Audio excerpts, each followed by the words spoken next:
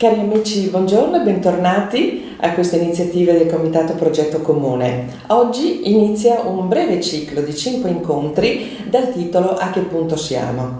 Voi ricorderete che durante tutto il mese di settembre 2022 abbiamo fatto 18 incontri, ben 18 incontri con altrettanti candidati alla Camera e al Senato e di partiti, di tutti i partiti e movimenti politici per l'elezione appunto in rappresentanza del nostro territorio, e abbiamo ascoltato dalla loro voce diretta i progetti che sicuramente avrebbero voluto mettere in atto una volta, se e una volta eletti. Dopo 9 mesi di governo in questi 5 incontri individuali che appunto cominciano oggi, i cittadini di Venezia potranno capire a che punto siamo, appunto, e per quello abbiamo dato questo titolo, e verificare lo stato dell'arte dell'azione politica che i nostri 5 deputati e senatori stanno portando avanti. Anche in questo modo, tra l'altro sollecitato dai cittadini che ormai ci seguono fedeli, il Comitato Progetto Comune desidera fornire un servizio di conoscenza e di approfondimento sulla nostra città. Ed ecco perché ora iniziamo con la nostra prima ospite graditissima, che è l'onorevole Martina Semenzato, deputato di Coraggio Italia nel gruppo parlamentare di Noi Moderati. Quindi bentornata, perché a questo punto è tornata. Io ringrazio per questo rinnovato invito e anche per la sensibilità di voler raccontare ai nostri cittadini, quelli che ci hanno votato, come stiamo lavorando per loro e naturalmente per la nostra città di Venezia e non solo. Perfetto, allora cominciamo con una domanda diciamo un po' così di costume, una cosa piuttosto leggera e tranquilla, perché noi sappiamo appunto che l'onorevole Semenzato è al suo primo mandato e quindi ci piacerebbe sapere com'è cambiata la sua vita familiare, professionale dopo la sua elezione alla Camera e come riesce a organizzarsi tra casa e Roma. Dottoressa, rispondo simpaticamente con una battuta. Allora, divorzio il lunedì e mi risposo il venerdì quando torno a casa. Per fortuna io ho un marito che è consapevole di quanto io ci tenga a questa esperienza parlamentare. D'altro lato io ho fatto la mia prima campagna elettorale a 19 anni, mi sono laureata in scienze politiche, quindi arrivare a Roma in Parlamento a quasi 30 anni dalla mia laurea per me è una grandissima soddisfazione, e quindi devo dire che mio marito è molto bravo a sostenermi.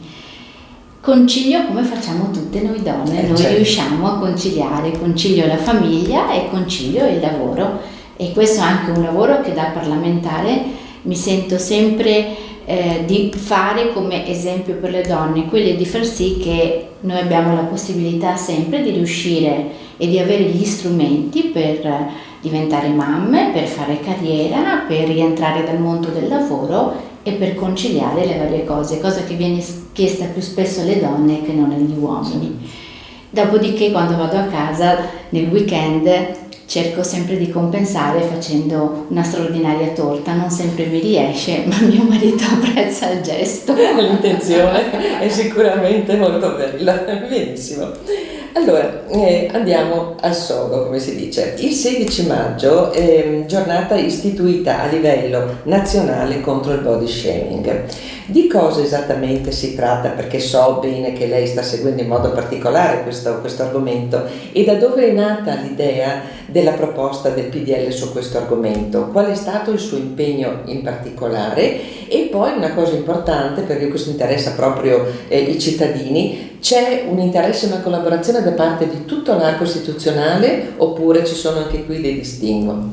Guardi, devo dire che con grossa soddisfazione io ho istituito un intergruppo parlamentare, quindi deputati e senatori, sul tema del body shaming e dei disturbi alimentari. Ho legato questi due temi e poi capiremo perché. Il tema del body shaming oggi è un tema particolarmente sentito, no? E nel riferimento anche a noi donne. È un grande atto di vigliaccheria. Perché? Perché oggi e sempre di più, senza demonizzarli, attraverso i social, la gente si sente legittimata alla critica, indipendentemente da. E la critica, quella più feroce, è quella che riguarda soprattutto il nostro corpo. E non c'è età, il body shaming e l'accusa nei confronti di una persona non ha né età né sesso né religione, cioè si accusa indipendentemente da. E quindi mi sono sentita, no, per portare un po' della mia esperienza di vita, perché questi sono sempre stati temi a me vicini, di dar vita a questa PDL proprio per l'istituzione. Il 16 di maggio l'abbiamo identificata, che è la data anche in cui io ho fatto questo grande evento alla Camera, dove hanno partecipato più di 300 persone, e di queste 300 persone più della metà erano ragazzi e ragazze giovanissimi delle scuole e bambini, perché io ho voluto anche i bambini dell'ultimo anno delle elementari, delle scuole primarie, perché il tema del bullismo è un tema che sempre di più nasce in tenera età. Certo. Chi lo fa, gravissimo, e chi lo subisce. E qui è un tema fondamentale, è quello ovviamente della formazione, dell'educazione. La prima fonte di educazione è quella familiare. Certo. E poi l'importanza della formazione a livello scolastico, no? Sono i nostri due capisaldi, famiglia e scuola, dove passiamo la maggior parte, no, della nostra vita, almeno quella iniziale. E poi legato a questo tema del body shaming, il tema dei disturbi alimentari. Perché, dottoressa, ha usato il body shaming? Perché il body shaming è un tema urlato. Oggi noi apriamo i giornali, apriamo i social, se ne parla tantissimo. È un tema urlato e io ho voluto usarlo per parlare invece di un tema assolutamente silenzioso, che sono i disturbi alimentari. Seconda causa di morte tra i ragazzi.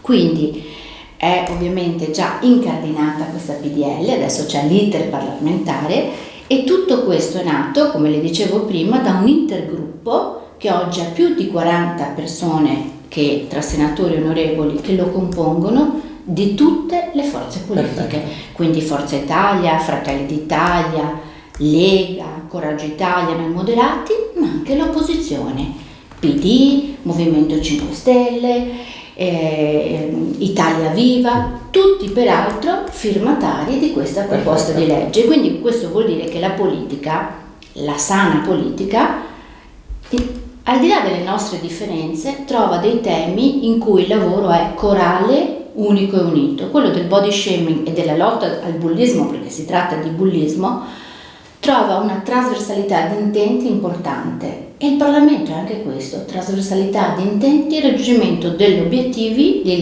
per quello che è il nostro bene comune, che riguarda tutti i cittadini e tutte le cittadine. Certo. Ecco, passiamo appunto, sviluppiamo il tema invece dei disturbi alimentari. Come lei ha citato, questo è un gravissimo problema che non è nato l'altro ieri, ma soprattutto durante il periodo della pandemia ha avuto, direi proprio un'eruzione enorme, un'esplosione, perché ci viene testimoniato da tutte le interviste che vengono fatte anche agli specialisti, agli psicologi, si capisce che i ragazzi hanno proprio delle grandi sofferenze che manifestano in vari modi, quindi magari nel bullismo, ma anche nell'autolesionismo per esempio, e poi appunto con questi disagi e disturbi alimentari. Ecco, che cosa nello specifico state facendo voi in Parlamento e cos'altro ci può dire per affrontare e magari migliorare anche la situazione? Perché una cosa di questi giorni che si sta ripetendo in televisione è quella di mettere a disposizione delle scuole anche la figura dello psicologo di base, esattamente. Che è una proposta di legge che viene dal nostro gruppo parlamentare. Ecco. Di Noi Moderati, l'abbiamo depositata noi ed è anche questa incardinata nella Commissione Affari Sociali. Ecco, quindi temi fondamentali a me particolarmente sensibili. Sui disturbi alimentari di nuovo un lavoro corale e quindi deposito di una mozione in 15 punti importantissime che è già in calendario nel trimestre che sta avvenendo, che è prima dell'estate, e che quindi insomma a breve porteremo in Parlamento. Una mozione che non è il risultato della mia individualità, ma è il risultato di un grande lavoro. Quindi io ho sentito il numero verde nazionale, ma ho sentito anche i presidenti delle associazioni di riferimento dei disturbi alimentari, 2 associazioni di riferimento nazionali, ma che raccolgono 40 associazioni, perché di disturbi alimentari si ammalano 3 milioni di ragazzi e ne muoiono 4.000 all'anno. Sono numeri di una pandemia, se ci pensiamo bene.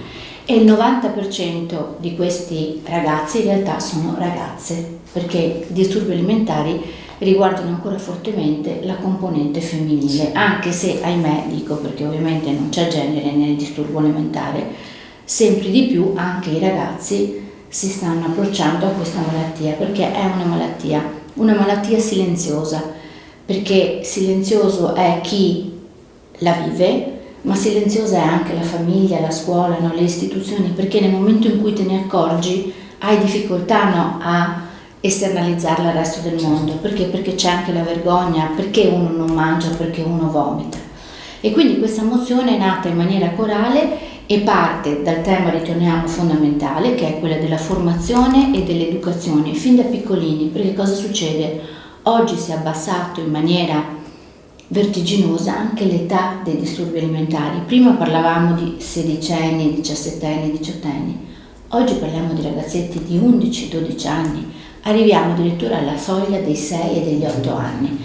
Quindi bisogna intervenire subito e i primi campanelli di allarme ce li abbiamo in famiglia, la fatta educazione familiare, bisogna avere ovviamente l'attenzione al cibo, a che cosa oggi esso rappresenta, a questi modelli tossici a cui purtroppo veniamo ancora abituati attraverso la magrezza, la bellezza e magrezza, invece l'inclusività del corpo, ritorniamo al body shaming, esatto, e ritorniamo al valore della persona nella sua unicità. E poi una mozione che spazia attraverso l'importanza dello sport, quindi come uno dei veicoli fondamentali per far sì che la pratica sportiva, bene, l'alimentazione altrettanto, ma anche un veicolo di comunicazione forte, perché lei sa, dottoressa, che spesse volte ci sono degli sport che in questo periodo sono stati ovviamente alla cronaca per demonizzare proprio il tema della fisicità. Pensiamo alla ginnastica artistica, ma anche alla danza classica, si parlava di reato di istigazione all'anoressia, insomma sono temi forti. E quindi invece il valore forte dello sport, che lo sport è educazione, quindi proprio l'aspetto positivo. Una parte fondamentale, ho avuto una grande soddisfazione l'altro giorno perché mi ha chiamato direttamente la direttrice del Numero Verde, perché proprio in Regione Umbria era arrivata la nostra mozione, anzi io dico nostra, ma dico la mia mozione, e erano particolarmente contenti perché nella mozione si aumentava il valore del numero verde e anche la conoscenza, la possibilità di accedere a H24, che ci fossero più operatori che rispondevano, in modo che io nel momento in cui trovo il coraggio di chiamare, io trovo immediatamente una risposta. E poi naturalmente la parte che riguarda quella proprio di formazione, di educazione, anche della parte ovviamente che riguarda medici e addetti, in modo che l'accesso e il confronto su questa malattia sia molto più specifico, il grande tema dei LEA, staccarli dai LEA, dargli una specificità, in modo che poi gli accessi, i finanziamenti, l'aiuto psicologico siano molto più robusti e anche le famiglie possono accedere ad un aiuto concreto, perché spesse volte il problema è che quando uno capisce che un suo bambino, una sua bambina è malato di anoressia, è già troppo tardi. Sì, infatti adesso mentre lei parlava proprio vorrei portarle un esempio che magari potrebbe anche aiutare a vedere o a fare qualcosa proprio in questo campo. Io ho un'amica che è nonna di una ragazzina la cui famiglia si è appunto accorta troppo tardi che soffriva di anoressia. E da quel momento è cominciato il calvario, diciamo così, quindi il recupero esatto della ragazzina, ma anche dei suoi familiari. E non è, diciamo che quello che mi è stato riferito, ma non solo da questa persona, ma anche da altre persone che poi hanno vissuto questa esperienza negativa, la parte medica di assistenza pare che non sia molto ben organizzata, coordinata, soprattutto nel follow up. Quindi quando una persona sembra, diciamo, che possa ritornare a una vita semi-normale, diciamo che c'è un po' di distacco. Quindi io ho sempre sentito delle persone che richiedevano un sostegno maggiore nel prosieguo di questa brutta avventura, diciamo. Guardi, così. Dottoressa, noi stiamo facendo qua a Venezia con la nostra Presidente del Consiglio, Ermelinda Damiano, proprio e con tutte le nostre municipalità, un ciclo proprio di incontri con Sandra Zodiaco, che è l'autrice del libro Oltre, e con le associazioni di riferimento. Proprio l'altra sera abbiamo presentato a Candiani il libro della direttrice del Numero Verde, la dottoressa Laura Dalla Ragione, su social fame, social fame. E devo dire che uno dei punti della mozione riguarda proprio il fatto che in Italia tutte le regioni si strutturino in maniera forte e decisa per poter intervenire in maniera sistematica sui disturbi alimentari, perché cosa succede? Che gli interventi non sono tutti uguali per tutta Italia, ci sono delle regioni molto più avanti e delle regioni dove se ti ammali di anoressia non ci sono né strutture né competenze per e bisogna andare dall'altra parte. Dobbiamo dire che il Veneto insieme all'Umbria, insieme alla Lombardia sono tra le regioni virtuose. Devo dire che qua l'ASL 3 Serenissima ha proprio un app specializzato sui disturbi alimentari, e devo fare il plauso anche all'ospedale civile di Venezia, dove c'è un reparto di pediatria, proprio pediatria, con questa specializzazione nei disturbi alimentari, che devo dire ha un approccio importante dal punto di vista psicologico, senza poi dover ricorrere a ovviamente i mezzi più estremi come il sondino, e invece interviene molto prima su un percorso, no, di accreditamento del proprio corpo, e quindi devo dire che Venezia, la nostra Venezia, ancora può essere un esempio migliorabile, però sicuramente un esempio virtuoso, tanto che poi ci hanno chiamato da diverse parti per raccontare il nostro metodo, perché è un metodo molto umano. Bene.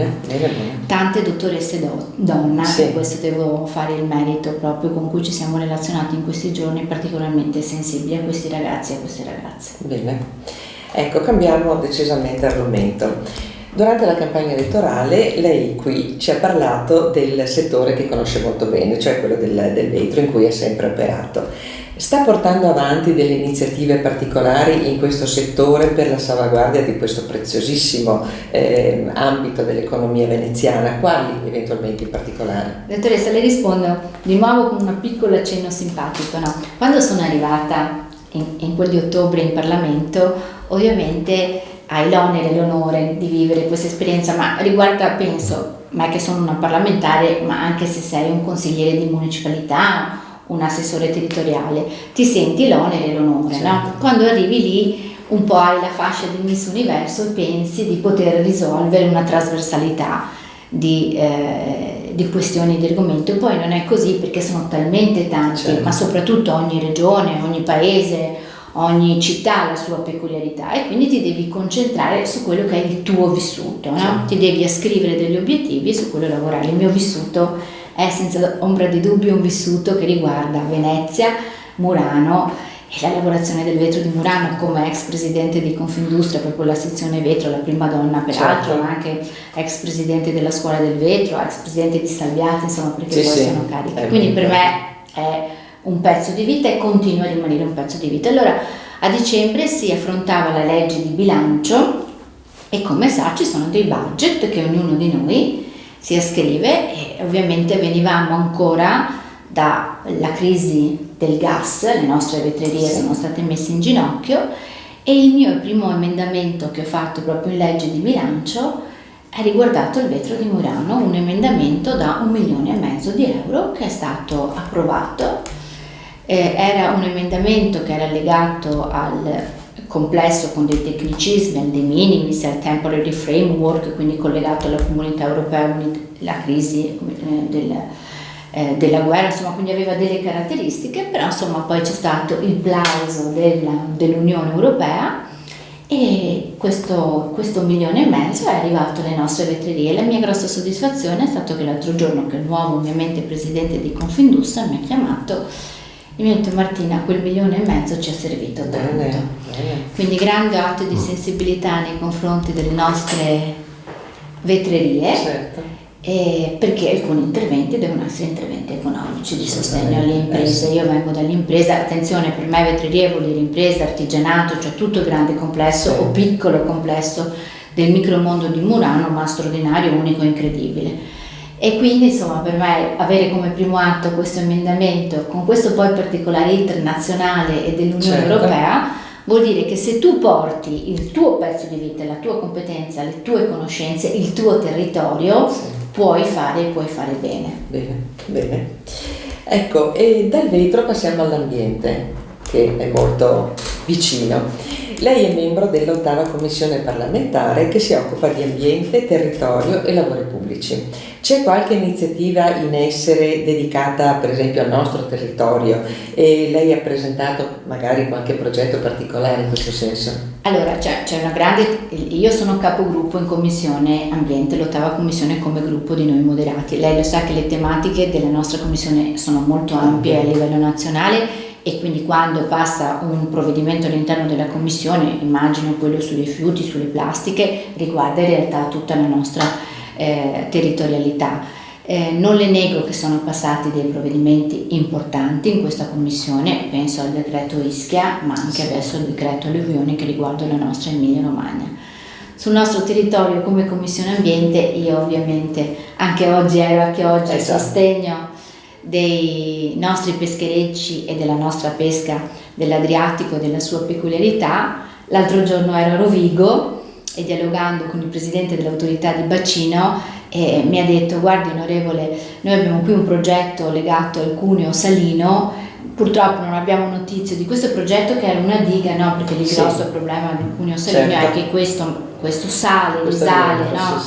I nostri fiumi e ovviamente desertifica tutta la zona. Siamo arrivati a 30 km, no? Fino a un po' di tempo fa si parlava 5, 6, 7 che erano già tanti.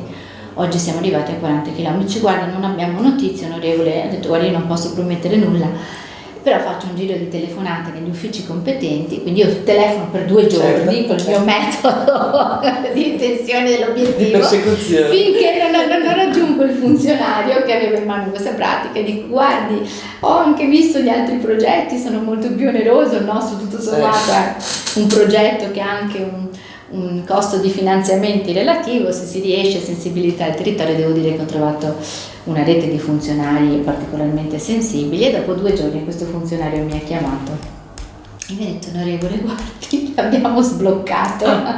Allora io ho chiamato il presidente dell'autorità del bacino e ho detto: presidente, l'hanno sbloccato. Felice. Si è commosso. Lo credo bene.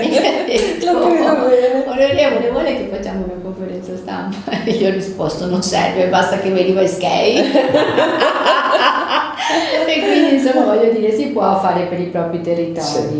Ovviamente ogni atto che facciamo in Commissione Ambiente è un atto che ha una ricaduta sul nostro territorio, perché nel momento in cui noi legiferiamo di materie plastiche, legiferiamo di rifiuti, di imballaggi, comunque ricadono sui nostri territori. Noi abbiamo poi il grande tema importante per Venezia che sono le bonifiche, marginamenti, cioè insomma Venezia ha ben da esprimersi. Poi abbiamo anche un esempio virtuoso qui a Venezia che è quello del Mose, che ha salvato la nostra città da ovviamente l'acqua grande, per cui insomma siamo un esempio di città. Il tema dell'idrogeno, siamo un esempio importantissimo, no? Siamo la prima città che ha avuto un impianto di idrogeno cittadino, no? Perché oggi si parla moltissimo di questa nuova fonte di energia, perché dobbiamo lavorare su altre fonti di energia, se no ci troviamo dove se succede un'altra crisi energetica di nuovo a essere dipendenti da, cosa che abbiamo visto mette e collassa le nostre economie. Quindi in realtà c'è una grande sensibilità. Venezia fa sempre da regina, fa sempre da serenissima, è come esempio virtuoso all'interno di questo Parlamento. E io ogni volta che faccio un intervento alla Camera porto sempre la mia città e le mie città, può essere Venezia, può essere Murano, può essere Lido, può essere Mestre, perché abbiamo tantissime, Favaro, Marghera, ma porto anche il Veneto, tantissime nostre realtà. Quindi la chiameranno la veneziana. E ogni tanto, dottoressa, vado anche con qualche bella frase in dialetto veneziano, così educhiamo anche al nostro dialetto, che va sempre bene. Ecco, prima di finire, ci sono degli altri progetti che ha in mente, che sta affinando, di cui magari ci vuole anticipare qualcosa? Allora, i miei progetti riguardano senza ombra di dubbio il territorio e l'ambiente, che sono fondamentali. E l'altro tema a me particolarmente sensibile a noi sono ovviamente le donne, di cui abbiamo iniziato, e il tema della sicurezza delle donne e del femminicidi. È un tema che ci dobbiamo rendere sensibili sempre, la sicurezza. Dobbiamo renderci sensibili non solo una volta all'anno, ma in continuo dobbiamo ricordarlo sempre. Io auspico che velocemente si faccia questa commissione sul femminicidio, che deve essere non di inchiesta e di numeri, ma deve essere una commissione operativa. Per me il tema delle donne è un tema fondamentale, su questo lavoro ci sono una serie di progetti Certo. che riguardano proprio la sicurezza, l'inserimento nel mondo di lavoro. L'altro giorno abbiamo fatto un bellissimo intervento sulla maternità, perché come avrà visto la collega ha allattato in Parlamento, quindi il diritto della maternità, ma un diritto alla maternità per tutte. Certo, certo. Beh, per inciso, proprio negli ultimi giorni la nostra consigliera comunale Monica Sambo del Partito Democratico ha portato la bimba appena nata, che è nata da credo un mese, non lo so, l'ha portata in consiglio, quindi anche questa è stata una bella dimostrazione di come si possano compenetrare le varie esigenze. Noi dobbiamo politiche. lavorare perché questa non sia l'eccezione, perché noi tutto sommato siamo donne privilegiate, no? Sì, Anche il certo, contesto è privilegiato. certo. Noi dobbiamo far sì che la maternità, io non ho figli, ma proprio per questo lo posso vedere con maggiore Ma sicuro, obiettività, certo. che la maternità non debba essere una scelta, un'alternativa, Sì. ma che possa essere un percorso che mi permetta di fare Certo. quello che desidero, di rientrare nel mondo del lavoro nei modi e nei termini, che sia anche tutela per l'azienda, perché deve essere tutela anche per l'azienda, e che oggi ci sia anche la valorizzazione di questa paternità, no? Sicuro. Mi pare corretto, oltre Certo. che della maternità. Certo. Beh, eventualmente quando avrà qualche cosa magari di concreto noi siamo qui. Ah certo, questo vengo volentieri, sul Sì. tema della sicurezza Sì. delle donne. Senz'altro. Sarete i primi a cui magari do gli Grazie. aggiornamenti sulle tante novità, perché voi Grazie. siete un'associazione che arriva direttamente ai nostri Sì, cittadini veneziani. infatti, senza distinzioni, e cerchiamo di essere proprio per e non contro, quindi questa è la nostra missione primaria. Bene, onorevole, io sono molto contenta di averla avuta con noi. Io la ringrazio doppiamente, molto. perché con grande coerenza voi ci aiutate nel nostro Sì. percorso di conoscenza, no? Certo, quindi non sarà, appunto, abbiamo detto che non sarà l'ultimo, e quindi grazie ancora per il Grazie suo ancora, impegno. grazie. E io ringrazio tutti coloro che finora ci hanno seguiti, e questo, come dicevamo, è il primo appuntamento, e prossimamente ci sarà il secondo e così via, per tenerci aggiornati e per sapere a che punto siamo. Grazie, arrivederci. Arrivederci.